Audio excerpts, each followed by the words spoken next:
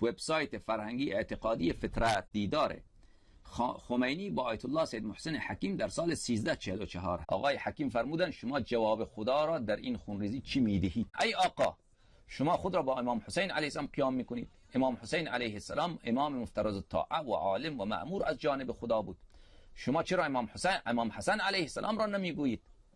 هر کاری که میخواهید بکنید و هر خونی که میخواهید ریخته شود امام حسین علیه السلام را در میان میآورید. ریختن یک قطره خون بیگناه در نزد خداوند متعال مسئولیت عظیم دارد. شما یک قطره خون، این یارو از یک قطره خون که چی، از جوهای خون، رودخانه های خون که جاری کرد، از او هم از خدا نترسید. آقای حکیم آقای خمینی را یک انسان فتنه‌گر، یک انسان آشوبگر، یک انسانی که بله کارهای باطلی کرده و در پیش خدا مسئول ریختن خون انسانهای بیگناه هست میدانسته. آقای حکیم در مقام استادی بود نسبت به آقای حکیم و نسبت به آقای خویی و نسبت به آقای خمینی.